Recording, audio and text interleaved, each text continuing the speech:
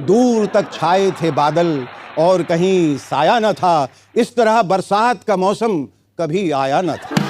अरे वाह सयोनी जी, आप तो काफी सयानी निकली।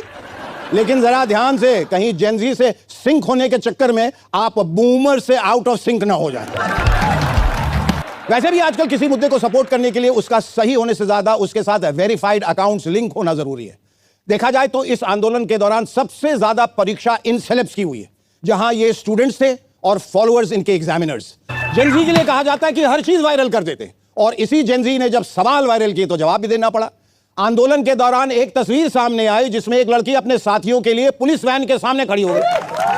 वैन कितनी रुकी ये तो पता नहीं, लेकिन एक गलतफहमी जरूर वहीं रुक गई कि जेनजी लड़कियां सिर्फ मोबाइल स्क्रीन के सामने खड़ी हो सकती हैं। अरे भाई, जिन हाथों में फोन हो सकता है उनमें हौसला भी हो सकता है।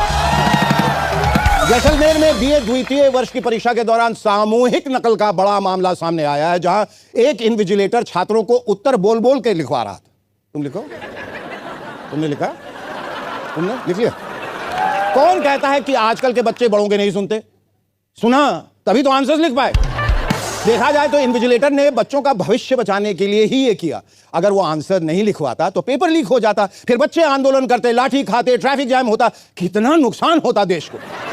और बच्चे बेचारे वैसे ही इतना स्ट्रेस में रहते हैं, एग्जाम का प्रेशर, करियर का प्रेशर, कम से कम आंसर्स का प्रेशर तो उस भले मानस ने ले लिया। देखा जाए तो मोदी जी जो भी काम करते हैं उसमें रिकॉर्ड बना ही लेते हैं। जैसे हाल ही में उन्होंने एक रील पोस्ट की जिसने 24 घंटे में 300 मिलियन व्यूज क्रॉस किए। तालियां हमारे प्रधानमंत्री जी के लिए, 300 मिलियन व्यूज। इससे एक बात तो साफ हो गई, रील वायरल करने के लिए एल्गोरिथम सही हो या ना हो, सिस्टम गलत होना चाहिए।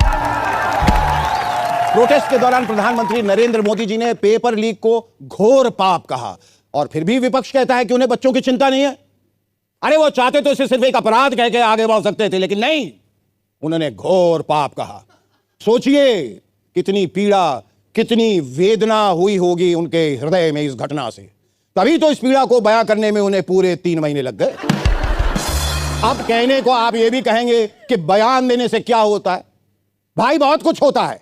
हमें पता चलता है कि अगली बार पेपर लीक पर विशेषण कौन सा इस्तेमाल करना है, और बयान इसलिए भी दिए जाते हैं ताकि जनता को पता चल जाए कि सरकार को अब पता चल गया है।